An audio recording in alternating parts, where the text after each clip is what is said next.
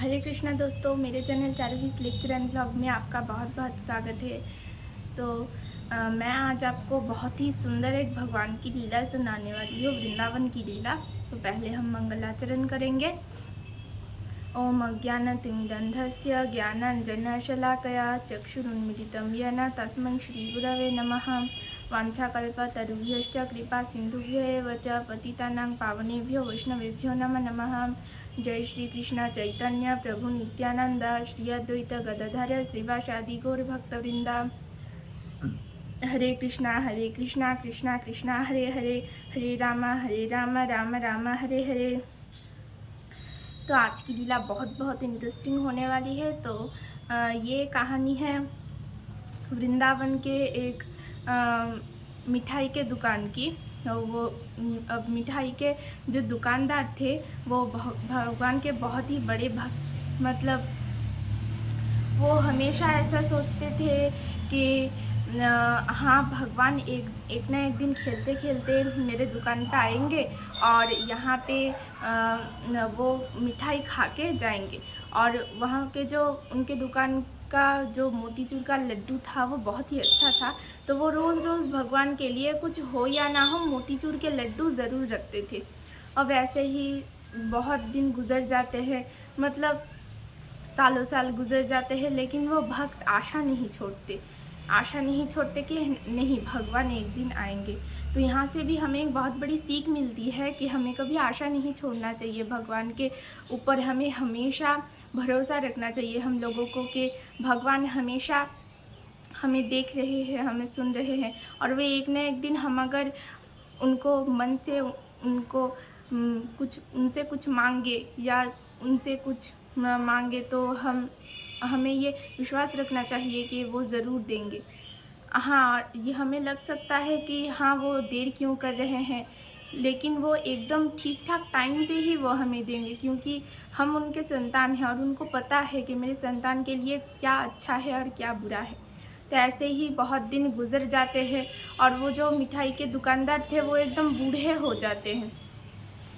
ऐसे ही एक दिन मिठाई के जो दुकानदार थे, मतलब वो भगवान आएंगे इसी आशा में वो रात को 1 बजे, 1:30 बजे, 2 बजे मतलब ऐसे बहुत देर करके दुकान बंद करते, सिर्फ भगवान आएंगे इस आशा में दुकान बंद करते थे इतने रात करके। तो एक दिन वो दुकान बंद करने ही वाले थे, तब उन्होंने देखा कि एक छोटा सा बालक ना दौड़ते दौड़ते उनके दुकान की ओर आ रहा है। अब जब उनकी दुकान की ओर आ रहा है, उन्होंने देखा बहुत ही संभ्रांत परिवार का बालक है, मतलब उसके हाथ में सोने के बाला है और मतलब बहुत ही संभ्रांत परिवार का, बहुत ही रिच फैमिली का एक बालक है। तो उन्होंने ऐसा देखा, तो देख के उन्होंने सोचा कि इतनी रात पे किसका बालक यहाँ पे आ सकता है। तो ऐसा सोचते हुए वो दुकान के सामने गए और दुकान के सामने के जाने के बाद वो बालक दौड़ते दौड़ते उस दुकानदार के पास आया। आके उनसे कहा कि देखिए, मुझे ना बहुत भूख लग रही है। तो दुकानदार के दिमाग में पहले आया था ये किसका बालक है, खो गया है या ये जंगल में खो गया है, इसके माता पिता कौन है।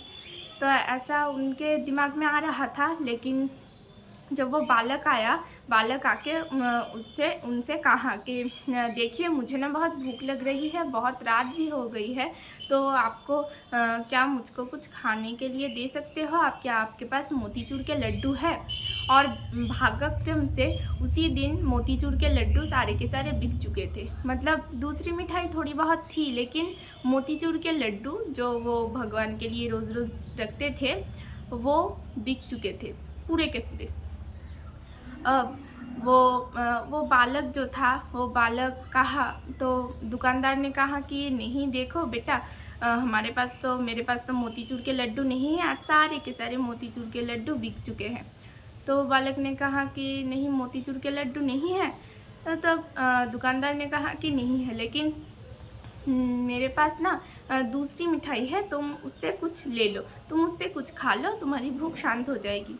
तो ऐसा कहते हुए उन्होंने दूसरी कुछ मिठाई जो थी उनसे भगवान को कुछ खाने दिया, भगवान को कुछ खाने दिया। अब उन्हें तो पता नहीं है कि वो बालक ही भगवान है।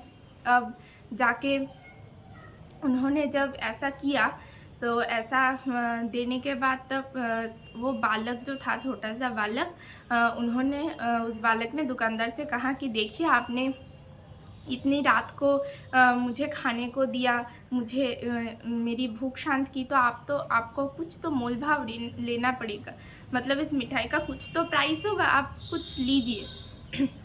तो वो दुकानदार ने कहा कि नहीं बेटा, तुम तो बहुत छोटे हो, तुम अब क्या दे सकते हो, तुम क्या दोगे मुझको, पता नहीं, तुम्हें कुछ नहीं देना, तुम्हें कुछ देना नहीं पड़ेगा। अब ऐसा कहते हुए अब दुकानदार ने कहा हाँ। ऐसा कहने के बाद वो बालक तो बहुत सी जिद करने लगा कि नहीं, आपको कुछ लेना ही पड़ेगा। तो फिर भी दुकानदार कहने लगा कि नहीं, तुम्हें कुछ देने की ज़रूरत नहीं है।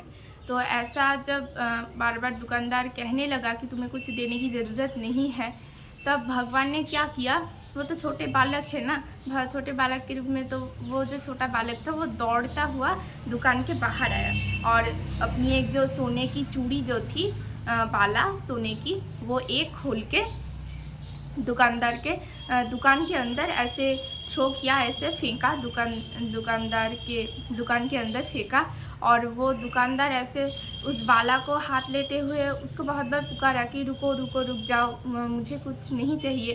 फिर उन्होंने देखा कि वो बालक जो रात का अंधेरा था, तो रात के अंधेरे में अचानक गायब हो गया। तो उन्होंने सोचा कि कहाँ से आया होगा, तो उन्होंने वो बाला लेके अपने पास रख दिया। अब दूसरे दिन सुबह एक खबर पूरे के पूरे वृंदावन में फैल गई। क्या कि बांके बिहारी जी का जो हाथ का बाला है सोने का, वो खो गया है। अब ऐसे ही जब पूरे के पूरे वृंदावन में खबर फैल गई, तब वो जो दुकानदार था, उस दुकानदार के पास भी वो न्यूज़ आया कि ऐसे बांके बिहारी जी का एक जो बाला है वो खो चुका है।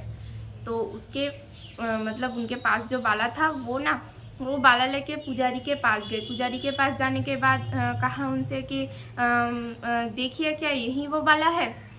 पुजारी ने कहा कि हाँ, यही वो बाला है, तो आपको ये कहाँ से मिला। तब वो दुकानदार बहुत ही मतलब रोने लगे और उसके साथ कहने लगे कि ऐसा ऐसा हुआ था कल रात को। तो देखिए भगवान भक्तों के लिए कितने कृपामय हैं।